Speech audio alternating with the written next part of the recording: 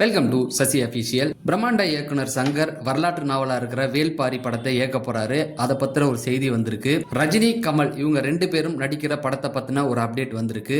தனுஷுடைய மகன் இப்ப ஹீரோவா அறிமுகமாக போறாரு. அது என்ன படம் அப்படிங்கறத பத்தியும், மங்காத்தாவுடைய 5 நாள் மொத்த வசூல் என்ன, சிம்பு, மிருனா தாகூர் இவங்க ரெண்டு பேரும் சேர்ந்து நடிக்க போற படம். இந்த வீடியோவில் இந்த அப்டேட்கள் மொத்தத்தையும் பார்க்க போறோம். நீங்க நம்ம சேனலுக்கு புதுசா இருந்தா சேனலை சப்ஸ்கிரைப் பண்ணிட்டு வீடியோ லைக் பண்ணி ஹைக் பட்டனை தட்டி விட்டுருங்க. சமீபத்தில் கோலிவுட்ல சிம்பு, தனுஷ், மிருனா தாகூர் இவங்க 3 பேரையுமே சேர்த்து வச்சு ஒரு செய்தி வந்துகிட்டே இருக்கும். அதை நீங்க கேள்விப்பட்டிருப்பீங்க. ஃபர்ஸ்ட் தனுஷ், மிருனா தாகூர் இவங்க 2 பேரை பத்தி என்ன ஒரு வதந்தி வரும் அப்படின்னு பாத்தீங்கன்னா, இவங்க 2 பேரும் ரொம்ப நாளா லவ் பண்ணிட்டு இருக்காங்க. இவங்க 2 பேரும் திருமணம் செஞ்சுக்க போறாங்க அப்படிங்கிற ஒரு செய்தி அடிக்கடி வந்துகிட்டு இருக்கு. பிப்ரவரி 14 இவங்க 2 பேருமே சேர்ந்து கல்யாணம் பண்ணிக்க போறாங்க அப்படிங்கிற மாதிரி செய்தி வருது. ஐஸ்வர்யா, தனுஷ் இவங்க 2 பேரும் பிரிஞ்சது பிப்ரவரி 14. அதே டேட் அன்னைக்கு 2வது கல்யாணத்தை பண்ணிக்க போறாரு அப்படிங்கிற செய்திகள் இப்ப சமீப காலமாக சோசியல் மீடியால வரதை நீங்க பார்க்க முடியுது. ஆனா 2 பேருக்குமே இந்த விஷயம் தெரிஞ்சாலும் இதை பத்தி எதுவுமே சொல்லல. அடுத்து பாத்தீங்கன்னா சிம்பு கூட மிருனா தாகூர் இப்ப நடிக்க போறாங்க. அதாவது அஸ்வத் மாரிமுத்து இயக்க போற அந்த படத்துல, அந்த படத்துக்கு காட் ஆஃப் லவ் அப்படிங்கிற மாதிரி பேர் வைக்கப்பட்டிருக்கு. இந்த படத்துக்கு அனிருத் மியூசிக் போடுறாரு.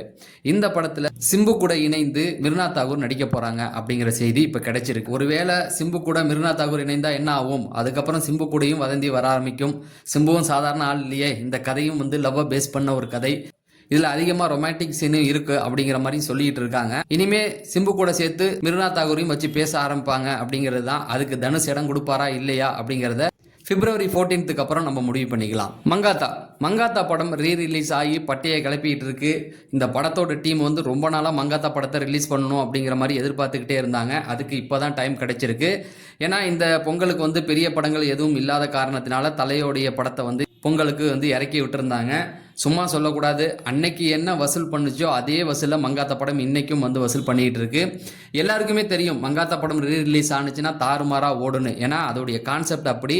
படம் போறதே தெரியாது, அந்த அளவுக்கு ஸ்கிரீன் பிளே வேகமா அமைச்சிருப்பாங்க. அதன்படி அந்த படம் ரிலீஸ் ஆகி 5 நாள் ஆகுது. 5 நாள்ல இந்த படம் மொத்தமா 20 கோடிக்கு மேல வசூல் பண்ணியிருக்கு. சமீப காலமா எந்த ஒரு படமும் இப்ப பெரிய அளவுல பேசப்படல. இப்போக்கி தலை அஜித்தோடைய படம் தான் இப்போ நல்லா போயிட்டு இருக்கு, அதாவது மங்காத்தா படம். அதனால இதோடைய ஸ்க்ரீன் இன்னும் அதிகமாகும் அப்படிங்கிற மாதிரி சொல்லிட்டு இருக்காங்க. அதன்படி பார்த்தா இன்னும் ஒரு 5 நாளில் இதோடைய வசூல் எங்கேயோ போயிடும். அது மட்டும் இல்லாமல் மங்காத்தா 2 வரத்துக்கு வாய்ப்புகள் இருக்கா அப்படிங்கிற மாதிரியான கேள்விகள் கேட்கப்பட்டு இருக்கு. மங்காத்தா 2 வரத்துக்கு அந்த படத்துடைய தயாரிப்பாளராக இருக்கட்டும், வெங்கட் பிரபா இருக்கட்டும், இவங்களும் ஆசைப்பட்டுக்கிட்டு தான் இருக்காங்க. ஆனால் தலை அஜித் ஓகே அப்படின்னு ஒரு வார்த்தை சொன்னா மங்காத்தா 2 ரிலீஸ் ஆயிரும். இப்போக்கி வெங்கட் பிரபு என்ன சொல்லியிருக்காருன்னா, மங்காத்தா 2 பத்தி தலை அஜித் கிட்ட பேசுனீங்களா அப்படின்னு கேட்கும்பொழுது இப்பெல்லாம் பேசவே முடியாது, தலை அஜித் ரேஸில் ரொம்ப பிஸியாக இருக்காரு, இப்போ ஃபோன் பண்ணால் என்னை திட்டுவார், ஆனால் கூடி சீக்கிரம் இந்த செய்திகள் அவருக்கு போயிருக்கும், வந்த உடனே இதை பற்றி பேசலாம் அப்படிங்கிற மாதிரி சொல்லியிருக்காரு. பார்க்கலாம் மங்காத்தா 2 வருதா இல்லையா அப்படிங்கிறத. ரஜினி சாரும் கமல் சாரும் சேர்ந்து நடிக்க போகிற படத்தை பற்றி ஒரு அப்டேட் வந்திருக்கு. அது என்னன்னு பார்த்தீங்கன்னா, இப்போக்கி ரஜினி சார் 172 ஜெயிலர் 2ல நடிச்சுக்கிட்டு இருக்காரு. இந்த ஜெயிலர் 2 முடிஞ்சவொடனே 173 டான் படத்தை இயக்கின சிபி சக்கரவர்த்தியோட படத்தில் அவர் நடிக்க போறாரு அப்படிங்கிறது எல்லாருமே தெரியும். கமல் சார் தான் இந்த படத்தை ப்ரொடியூஸ் பண்ண போறாரு. ஏற்கனவே சுந்தர் சி பண்றதா இருந்து அவர் விலகிட்டார். 174வது படம் ரஜினி சாரும் கமல் சாரும் இணைந்து நடிக்க போற படம் அப்படிங்கிற மாதிரி சொல்றாங்க. இதுல நெல்சன் அந்த படத்தை இயக்க போறதா பேச்சுகள் அடிபட்டு இருக்கு. ஆனா டீம் அதை கன்ஃபார்ம் பண்ணல. அதுக்கான கதைகள் ஏற்கனவே 90ல வந்த ஒரு கதையை, ஹாலிவுட்ல ஒரு படத்துடைய கதையை பேஸ் பண்ணி இருக்கும்னு முதல்ல சொல்லிட்டு இருந்தாங்க. இப்ப அதை மறுத்துட்டாங்க. இந்த படத்துக்கு ராஜீவ் மேனன் தான் கேமராமேன் அப்படிங்கிற மாதிரி சொல்லிட்டு இருக்காங்க. அமைஞ்சா நல்லா தான் இருக்கும். ஆனா இதை பத்தின அப்டேட்கள் கூடி சீக்கிரம் வரும் அப்படிங்கிற மாதிரி சொல்லிட்டு இருக்காங்க. 36 வருஷத்துக்கு அப்புறமேட்டுக்கு ரஜினி சாரும் கமல் சாரும் இணைய போறது உறுதி ஆயிடுச்சு. ஆனா அந்த படம் எப்படி இருக்க போகுது அப்படிங்கிற ஆவல் எல்லாருக்குமே இருக்கு. ஆனா கூடி சீக்கிரம் இதை பத்தின அப்டேட்டுகள் வந்துடும். தனுஷ் தன்னுடைய பையனை சினிமாவில் அறிமுகப்படுத்த போறாரு அப்படிங்கிற மாதிரி சொல்லிட்டு இருக்காங்க. அதாவது அவருடைய முதல் பையனா இருக்கிற யாத்ரா அவர்கள் ஹீரோவா அறிமுகப்படுத்த போறாரு அப்படிங்கிற செய்தி ரொம்ப நாளா பேசப்பட்டு இருக்கு. இதுக்கு முன்னாடி அவருடைய தங்கச்சி பையனை வச்சு ஒரு படம் பண்ணாரு. அது எதிர்பார்த்த அளவுக்கு போகல.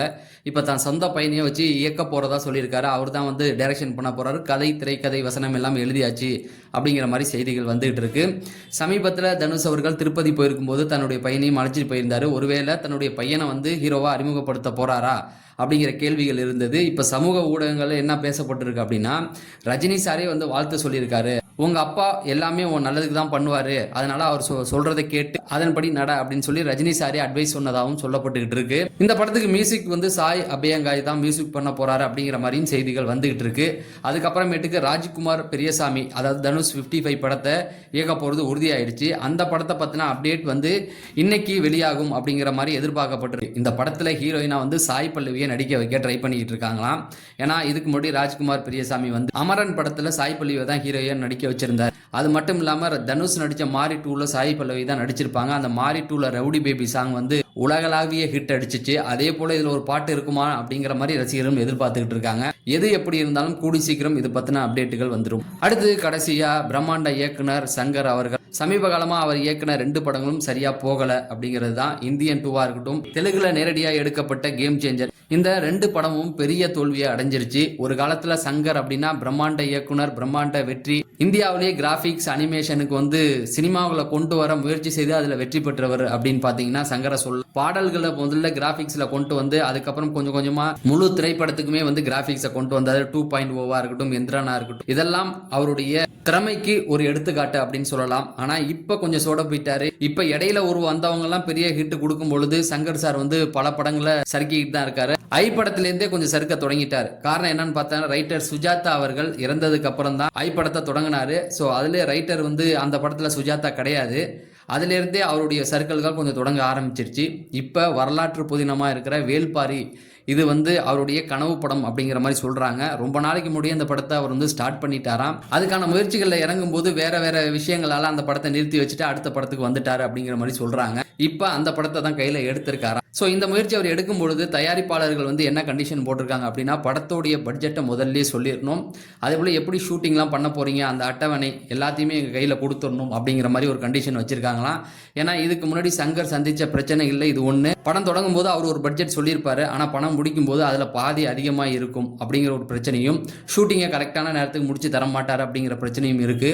அதனால இந்த வேல்பாரி படத்தை எடுக்கணும்னா இந்த 2 கண்டிஷனுக்கும் அவர் வந்து ஒத்துக்கணும் அப்படிங்கிற மாதிரி சொல்லியிருக்காங்க. சங்கர் சார் ஒத்துக்குவாரா அப்படிங்கிறது சரியா தெரியல.